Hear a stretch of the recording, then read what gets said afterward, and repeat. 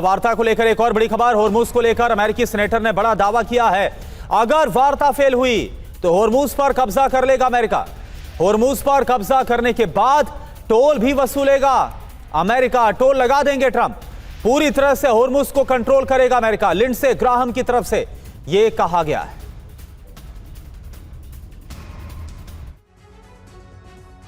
और हॉर्मुज पर कब्जा करेंगे ट्रंप। अब सवाल तो यही उठ रहा है। देखिए, अमेरिकी सेनेटर ने जो दावा किया उस पर एक नजर डालें तो वार्ता फेल हुई तो हॉर्मुज पर कब्जा करेगा यूएस। ये साफ साफ संकेत दिया जा रहा है। सैन्य कार्रवाई से हॉर्मुज को कब्जे में लेगा अमेरिका। हॉर्मुज पर कब्जा करने के बाद टोल लगाएंगे ट्रंप। हॉर्मुज पर अमेरिका का पूरी तरह से कंट्रोल होगा। शांति वार्ता फेल होने पर गंभीर नतीजे होंगे। इस बयान का मतलब क्या है? वार्ता के बीच ईरान पर दबाव बढ़ाने की एक कोशिश है। शांति की कोशिशों के बीच सैन्य टकराव की आशंका बनी हुई है। तो ये एक संकेत जरूर है। सचदेव सर, अब इस पूरे मामले में कोई डिप्लोमेटिक ग्लिच आपको दिखाई देता है?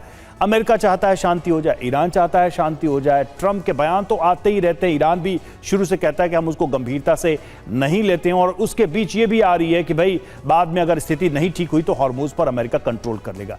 क्या आपको एक डिप्लोमेटिक वे में ये जो पूरा का पूरा डेलीगेशन, ये डील है, वो सही दिशा में जाती दिखाई देती है?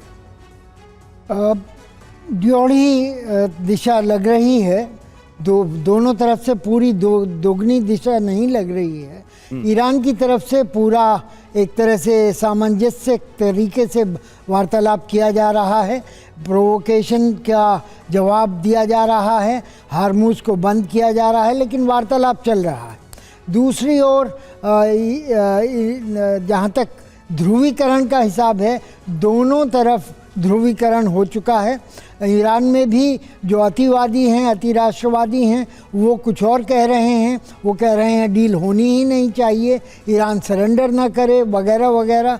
और जहाँ तक रहबर सुप्रीम लीडर मुज्तबा का सवाल है, उन्होंने स्टेट ऑफ हॉर्मुज के ऊपर अपने दावे को, आधिपत्य के दावे को बार बार दोहराया है, लेकिन न्यूक्लियर इनरिचमेंट पर वो खामोश रहे हैं।